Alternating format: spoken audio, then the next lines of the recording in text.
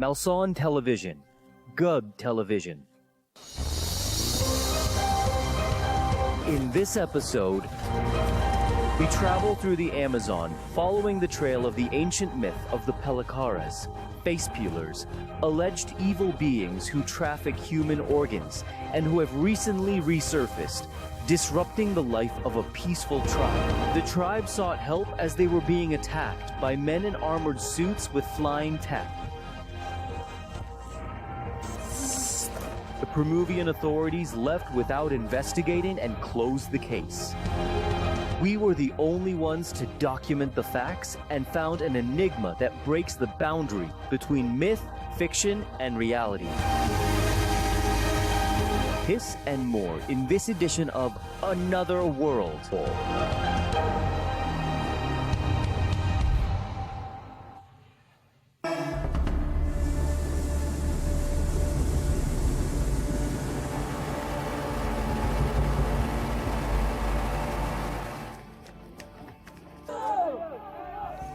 These phenomena have appeared suddenly.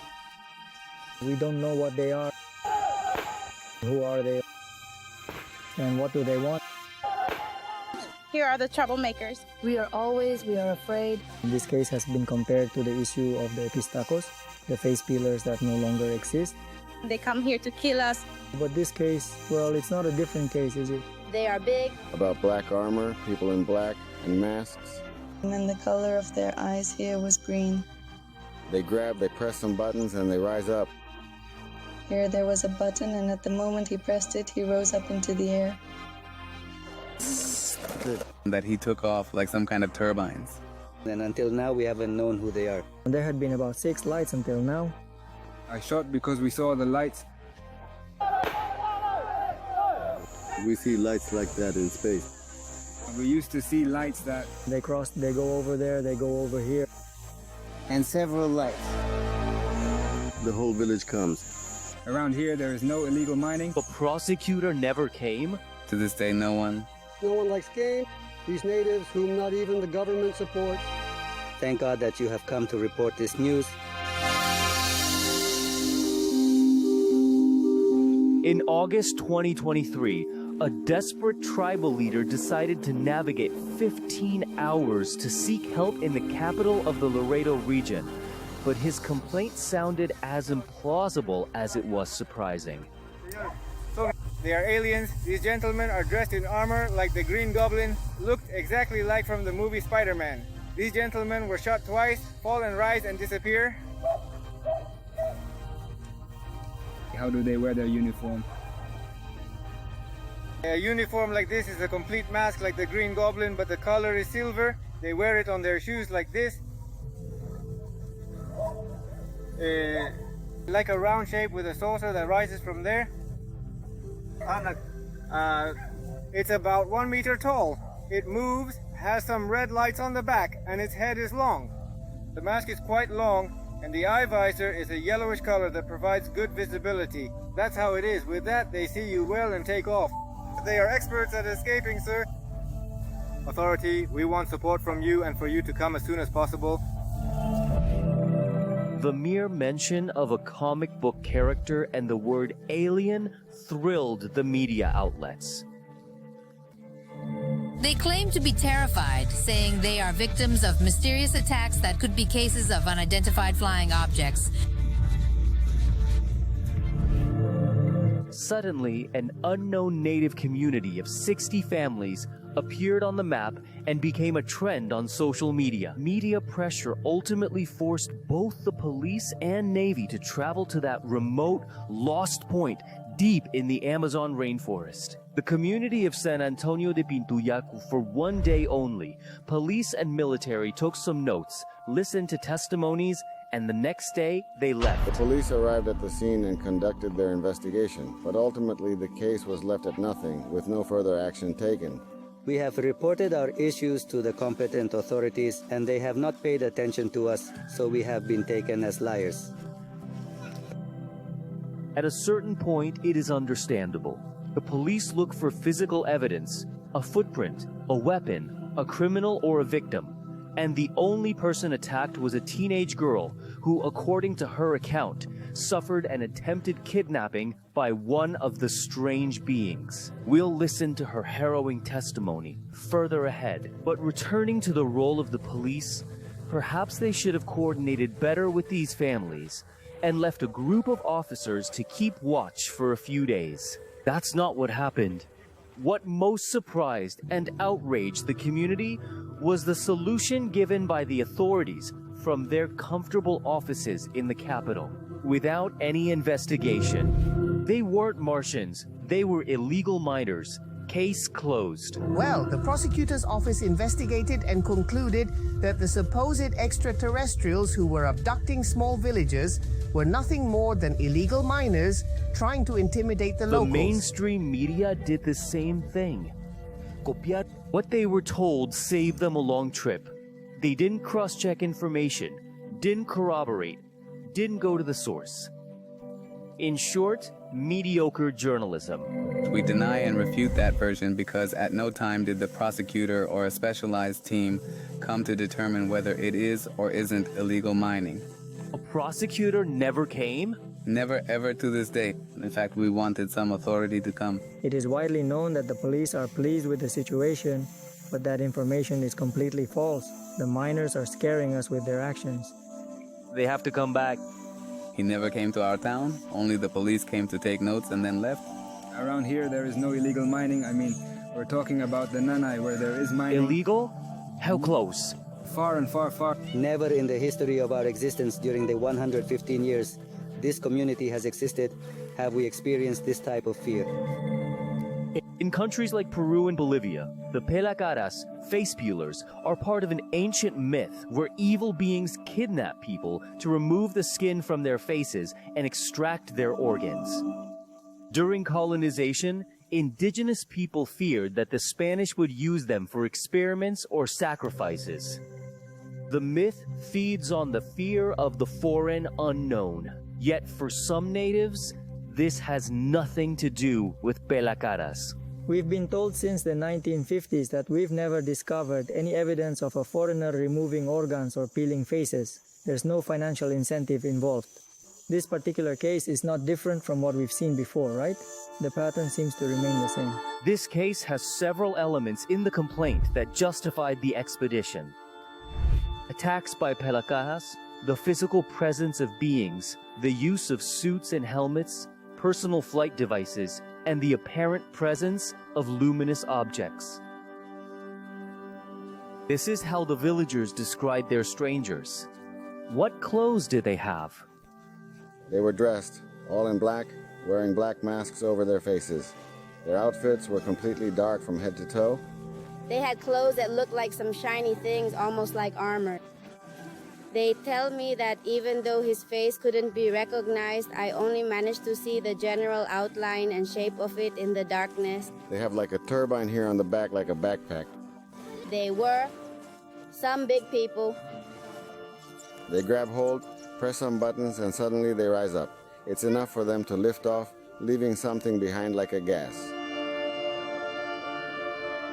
The villagers sustain themselves by fishing, hunting, farming, and logging in the surrounding forests. There are no stores or markets here. If they don't do their activities that day, the family doesn't eat. I've suffered hunger, need. With all of us here united without being able to eat even our fish, our yuca. In August, we already started going out to fish in groups because what were you going to eat, of course? And the fear of being attacked kept them on edge for more than 2 months. At 12 o'clock at night, we would do patrols with shotguns, machetes to protect our community. We couldn't work, we couldn't even wash our clothes. It was a really difficult situation for all of us to handle. We had to go in groups and the men would watch over us carefully. We couldn't go alone, it was too dangerous. Not even sleeping peacefully, closing our house with sticks so they wouldn't enter. That's how we had lived. I mean, I would tell myself that he doesn't want to go to school because he sees the face. He's coming, Mommy, Jose would tell me repeatedly. She had seen the light that passed by every day, all afternoon, and every night without fail. It was really starting to worry me. That was my daughter's fear. I'm afraid I didn't attend school. The women were the ones who suffered the most because they didn't sleep to take care of their children. We gathered in some houses to unite there, to stay together.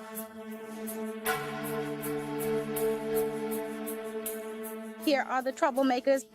My God, they're coming here to kill us. We've never seen such things before. This is absolutely terrifying. We are afraid at any hour. If at any hour we are on alert, we are still not calm, as if to say it's not over. No, this doesn't end because we are always watching what is happening around here. Maybe it passes very low through my garden. We've had to defend ourselves as best we could, yes. We couldn't walk at night. One could see the problems there, but they didn't know what they were, right? So what we wanted is to catch them or kill them directly because they are threatening the entire family, the whole village here, and what we want is. But what drove these community members to go ask for help in the capital was the attempted kidnapping of a teenager that left her with wounds from fine incisions on the neck. When she was picking grapefruits, it was around 6:30 in the evening.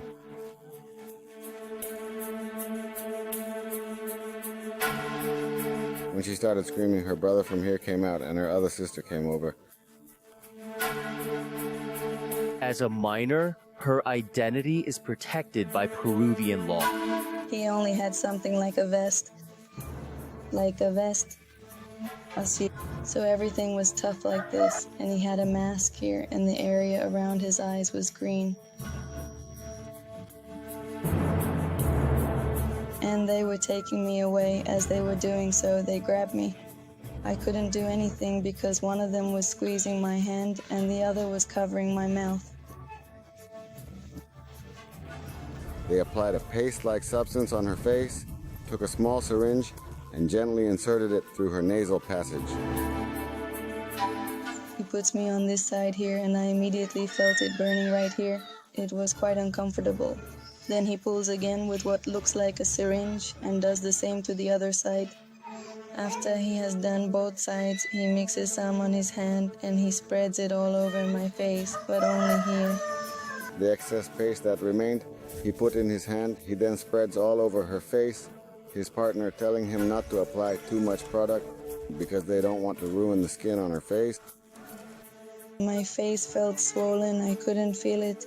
When they were cutting, it sounded strange, but I felt nothing. I could hear, but I couldn't feel what they were cutting. That's when we found her. She already had 2 cuts here. But my face, I felt it more and more each time, and it kept swelling. My whole vision felt like it was burning. I felt like I couldn't breathe with what I had stuck into me.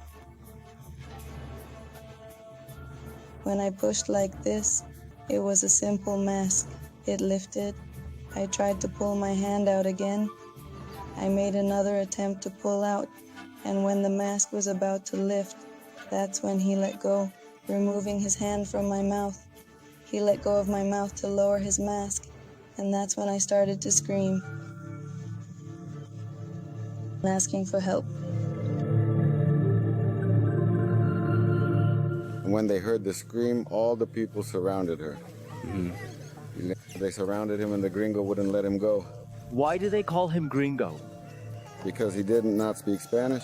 And what did they say? You heard him talking? Yes, truly pure English. He spoke. English?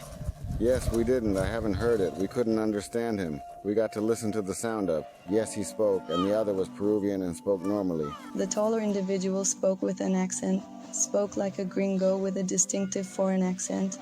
And there was another person who was shorter in stature, but he spoke normally like one typically speaks in everyday conversation. The difference in their accents was very noticeable. This one did speak normally, but the taller gringo didn't speak well at all. His Spanish was quite broken. He spoke the words incorrectly. So there are 2. One spoke in Spanish and the other spoke in both Spanish and English. That's even more confusing. The gringo didn't want to let me go, but the Peruvian left. He let me go, but the other one dragged me by my hair. He didn't want to let me go. He wanted to take me with him, but I weighed too much for him. Maybe they couldn't take me with them. Try to imagine they surrounded him. It was like a dish they elevated and they disappeared. That's why we don't know. Up into the air? Yes, up in the air. Did they make any noise with some kind of propulsion, like an airplane during takeoff, or not? There's a sound, but it's just a fraction of the sound of the fraction of what a small drone when it takes off. You can't quite explain the sensation. It's very strange. As if the enigma and confusion weren't enough, now add the presence of luminous flying objects that, according to all reports, constantly invaded the skies over this remote native community. This and more, coming up when we return. You are watching Another World. The report of attacks on an Amazon tribe by strange beings crossed Peru's borders. That's why we decided to travel to the city of the capital of the Loreto region to cover this case. Iquitos is the largest metropolis in the Peruvian jungle, with 500,000 inhabitants. Its main means of transportation are motorcycles and a hybrid vehicle called a motocar. The Amazon River, its greatest means of transport and connection with the world. We purchased necessary provisions and then headed to the port with a team from 5 MEO Productions who journeyed all the way from the United States. The team is led by Joshua Amaro. Together, we set out to document important events that Peruvian media outlets had refused to cover or acknowledge. The tribe leader traveled to this location in August 2023, asking assistance due to ongoing attacks on his community. They are dressed in armor. They are like the Green Goblin from Spider-Man. Just like the gentleman shot him twice, they fall, rise, and disappear. For weeks, the 60 families of San Antonio lived in anxiety due to the appearances of 2 beings impossible to identify. They were tall people. They were dressed like, in black, all in black from head to toe, with masks. What was on their face like that so you couldn't recognize them? And to add more intrigue, their attackers had autonomous flight devices with advanced technology that allowed them to escape. They lean, grab hold, press some buttons, and rise up. It's enough for them to ascend and drift away, leaving behind like a gas. At the port of Iquitos, we hired one of the fastest transports because the journey there normally takes more than 10 hours.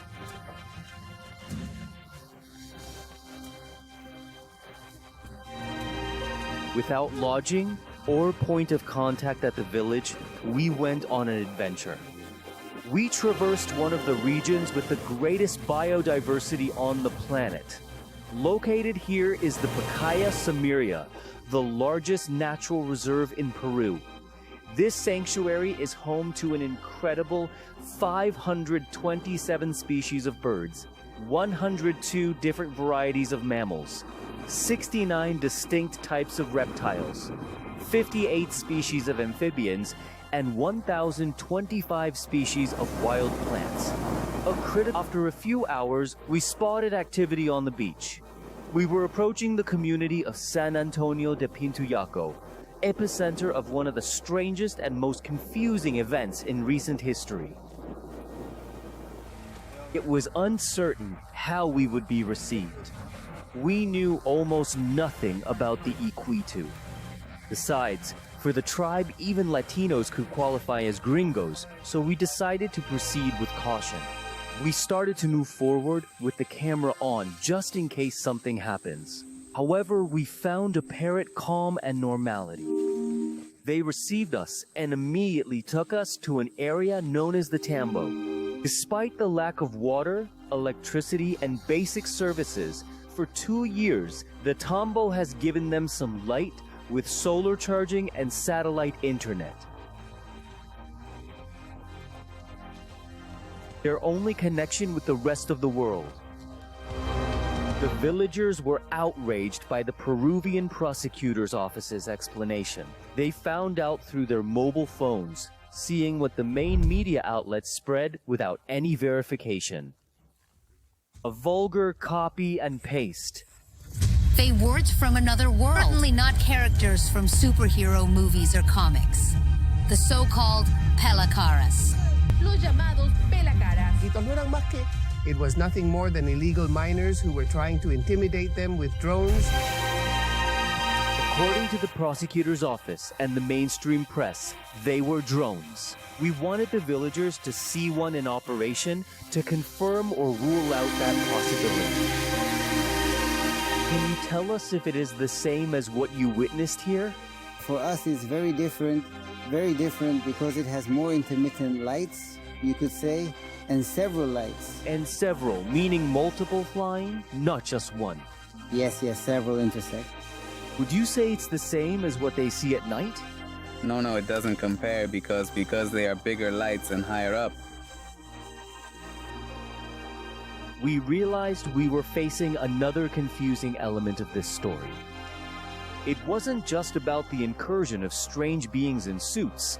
The town was also visited by various luminous flying objects that crossed the sky at different altitudes and on successive occasions. They make their rounds. You can see they come from here, you can see they come from here, they cross, they go over there, they go over here. And they don't fly at that height, they fly, and there's sound if there's no sound. They sell colors, and many have seen them from 20, 30 to 50 meters, and they are not drones. It doesn't sound like this? It comes without sound, and when we see them, we shoot at them. It just sounds like a type of turbines. We see lights like this in space that pass by. It crosses like this. Another one comes like this. How many people saw that? 1? 2? The entire village saw it. It was like a ship, like this, big, about 3 meters, give or take. The drone also allows us to verify that there is no mining operation around San Antonio.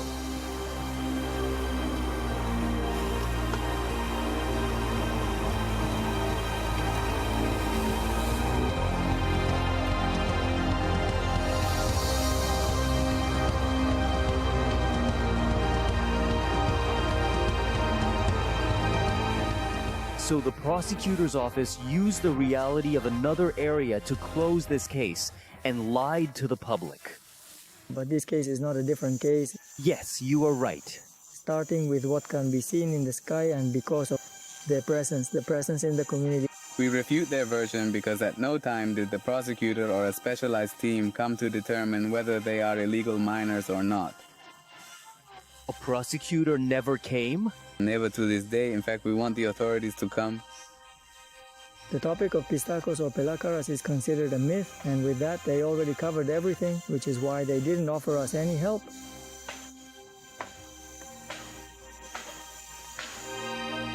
Upon returning, we prepared for a vigil that allows us to witness the nocturnal incursions of the strange beings or flying objects. We had to stop an interview because everyone began running in the night through the thick vegetation.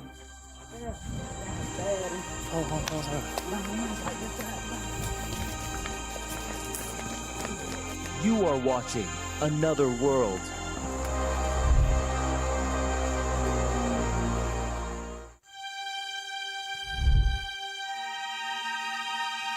If they were drones, several questions arise. What are 5 or 6 of these devices doing flying over a small and remote village at the same time? Who operates them and from where? Let's quickly analyze the commercial, industrial, and military aspects of those drones. The average runtime of the most common commercial models is 20 to 45 minutes, and their prices range from $1,000 to $2,500. That's why they are ruled out. One of the most powerful in the world is a hybrid drone, electric and gasoline, designed to offer flight times exceeding 10 hours. but it costs from $60,080 to $100,000. With this model for high-precision mapping and topography applications, whose price starts at $25,000 and with equipment can reach up to $35,000. Above that are delivery drones that aren't sold to the public. They have great autonomy and cost between $80,000 and $200,000. And well, none of the luminous flying objects reported by the natives matches any of the descriptions of these machines. Additionally, the incursions involve multiple lights simultaneously. Now let's reason a bit. Police officers, press colleagues, and members of the Peruvian prosecutor's office. What illegal and rustic miners would invest $200,000 in a high-end drone? Even less would they spend more than $1 million to buy 5 or 6 of these devices. For what? To scare natives? Curiously? The native community of San Antonio is in one of the most remote corners of the Amazon, almost 5 hours away from the nearest town and more than 10 hours by boat to Iquitos, which is the capital of the Loreto region. San Antonio popped on the map for having reported attacks by strange tall beings equipped with flight technology. Let's see what the available progress in personal flight tech is. There's the jet suit from the Gravity Company in the United Kingdom. As you can see, it's a suit with turbines on the arms and back, and is extremely noisy. It doesn't match the witness's description. Besides, this jet suit is only used in demonstrations, mountain rescue, military training, and its flight autonomy is only 5 to 10 minutes and costs $400,000. That rules it out as the likely equipment used by the attackers of the young woman. Additionally, the jet suit doesn't have the capacity for cargo. Another possible flight device option is the jetpack from the United States aviation industry. It could resemble the native's description, but it doesn't use a platform, costs over $300,000, and is used in defense, training, and exhibitions. Flies only for 8 to 10 minutes, and is also ruled out due to the noise it makes. The last option could be the Flyboard Earth from Zapata Company, which, although it has a platform on which the pilot flies, is not for sale to the public, although it is estimated to cost almost $400,000. So let's reason a little bit again. Could a group of illegal miners also invest $800,000 in this equipment so that 2 individuals can kidnap a teenager or frighten a small native community for almost 2 months? Well, draw your own conclusions. We also wanted to know if there was a complaint filed with the authorities about the attempted kidnapping of the young woman, and indeed, we exclusively found a document from the National Prosecutor's Office that gives a more formal character to the events. Here, the version narrated by the young woman and the testimony of other people were recorded. The complaint was filed by the father for the alleged commission of the crime of kidnapping against his daughter, with the initials TPD, 15 years old. Attempted abductor was male. It indicates that the minor screamed for help. Immediately, the son-in-law, Wilders Inchihapaiko, ran to the garden and saw the young girl lying face up with wounds on her neck, and a man with a device that allowed him to suspend in the air. The complaint adds that the doctor who treated the minor diagnosed multiple superficial neck trauma and post-traumatic stress syndrome. Likewise, we had access to the health center report, where she was treated by 2 doctors who observed that the patient has a disoriented look, is dazed, and shows signs of nervousness and anxiety. Does this diagnosis match what the girl's father told us? After about 3 minutes of having recovered her, she wasn't speaking. She couldn't speak at all, and her face was very swollen.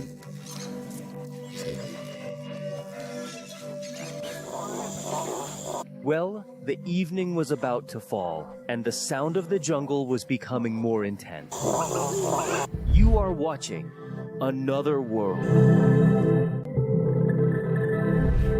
Another of the facts reported by the residents, and which has no explanation so far, is the apparent resistance or shielding that the suit worn by the strangers had when shot. We have also fired shots thinking we want to catch them. As we have always said, when we called the competent authorities, at that time they told us to trap them, to catch them, and once they are caught, to call them so they can come and verify.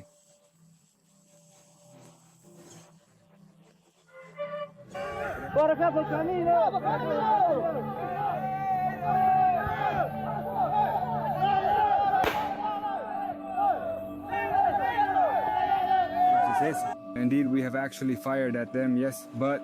Nothing happened to them? No, nothing happened. Ah, they shot them? Yes, many times they have shot them. And at what distance from here did you see it? One of the shots was from here, this mental 1, 2, 3, 4. At the white fence? Yes, white fence, that's where they shot him.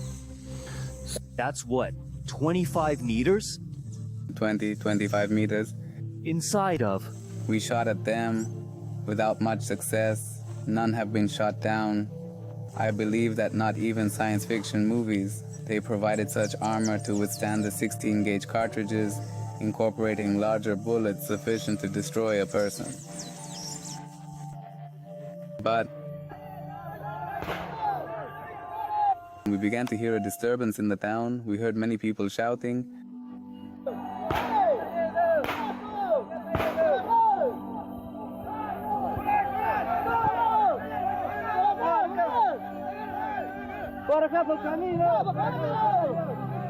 We thought it very concerning to hear shouting, especially when we saw the lights flying all around.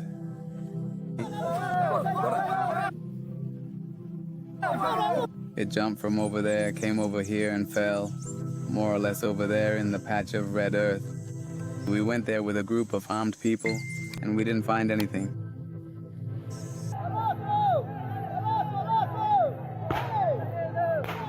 I shot him because we were seeing the lights. It would be approximately 20 meters or 30 meters maximum because lights were spotted in that area, which is why we decided to shoot at that particular distance.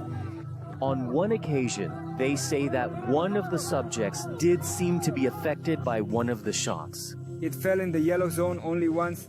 It seemed to hit him hard. It was with a caliber meant for killing large animals. Here we use a large caliber, bigger bullets. When the animal is large, it fights back and kills, so we have used those. It seems like it had some effect, but we were unable to find the person.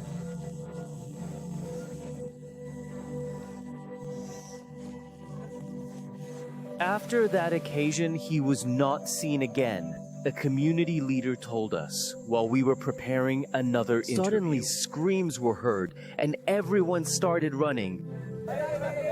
I didn't know why, but I had to run too and find out. Obviously with the camera on, the tension shook everyone.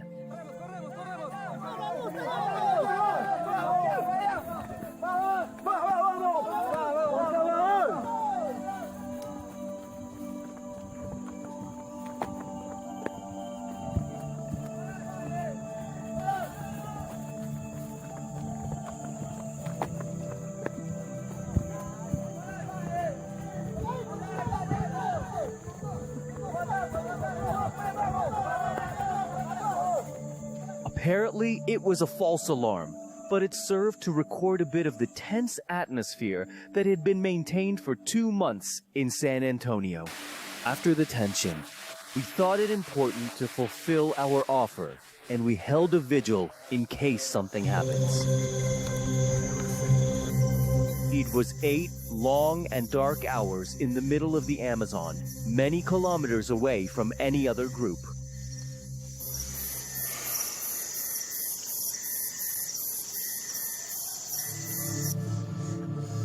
It's 4:10 in the morning, and we have fulfilled our promise to the people of San Antonio.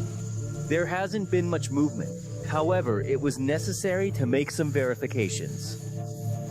We have verified with the drone and infrared vision that we are alone.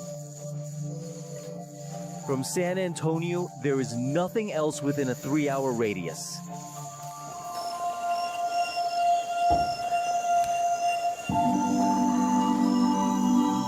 Little by little, the day began to clear.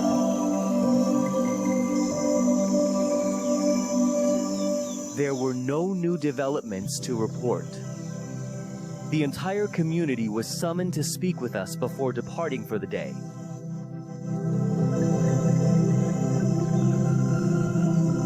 We are waiting for you to ask the brothers. This is all for now, and we kindly request your punctuality at this moment.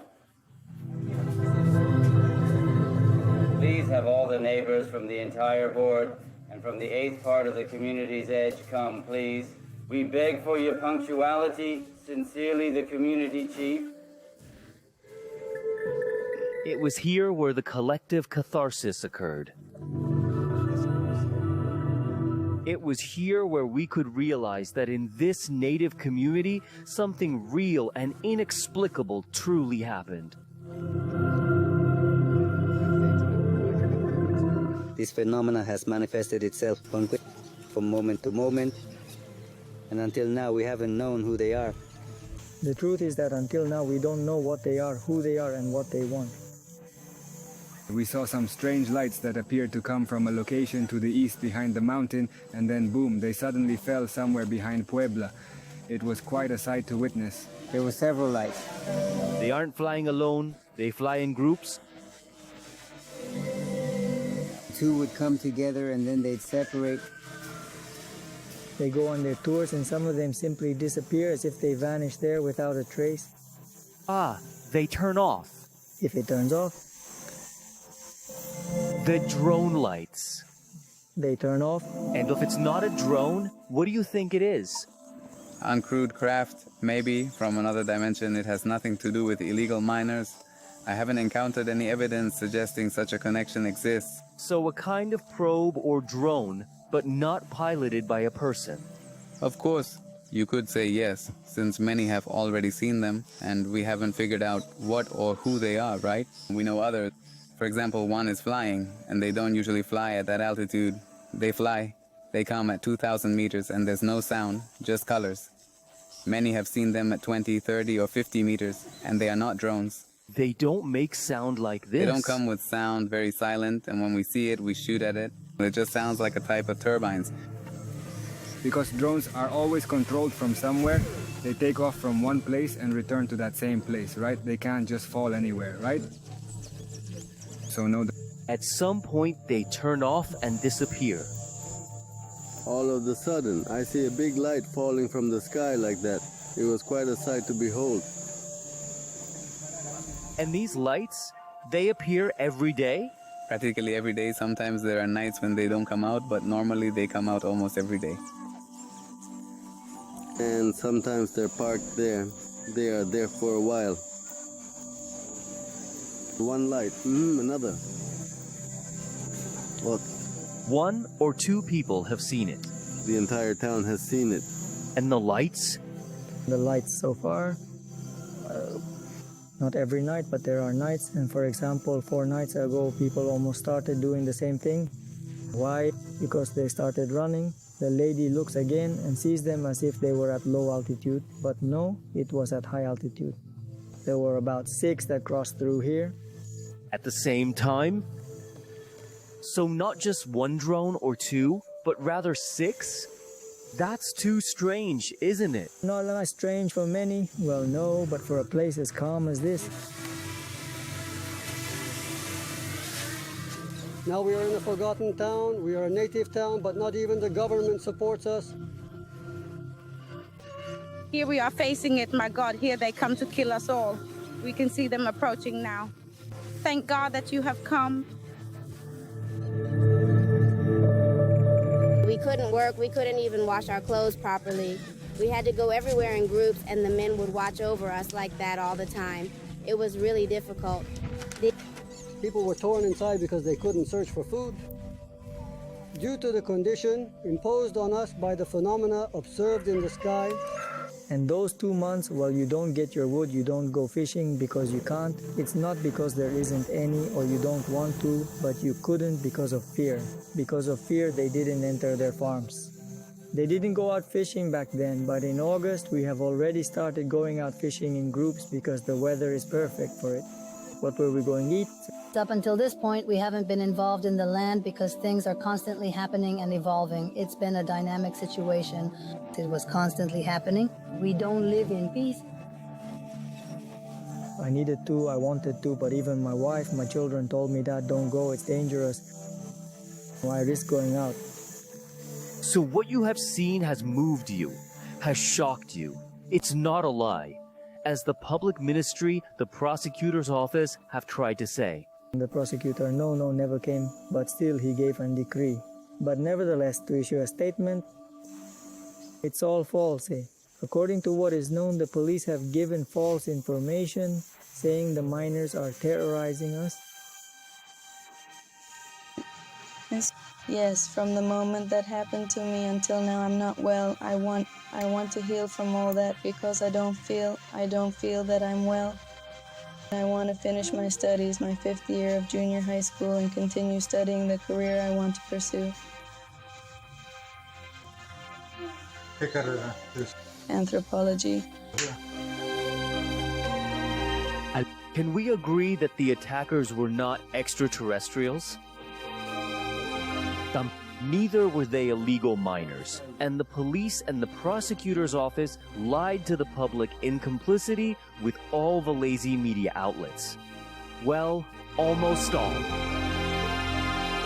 What remains to be determined is whether the purpose of the flying visitors is related to human trafficking. People used for some sort of strange ritual. Ripping off faces and taking human organs, as the myth says.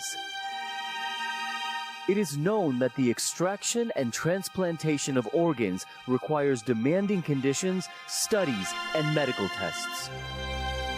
Also pending is the explanation of these numerous lights with intelligent and simultaneous movement that the community members report.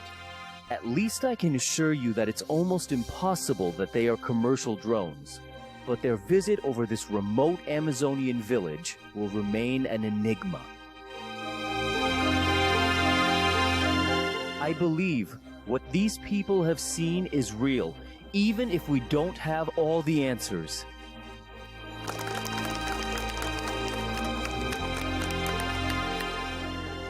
We felt it was appropriate to travel far, questioning what the majority repeated without verification.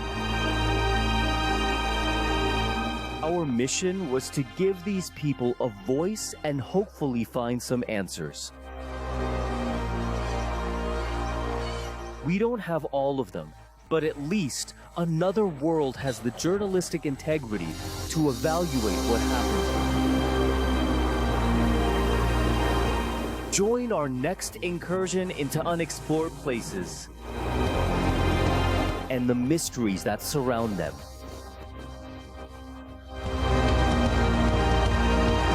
We're going to review everything, question everything,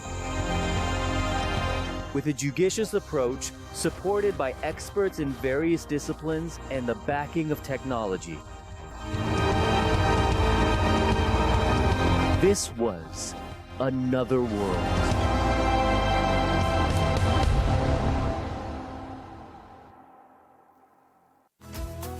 Visit MaussanTV.com and follow us on all our social networks. Maussan makes good television.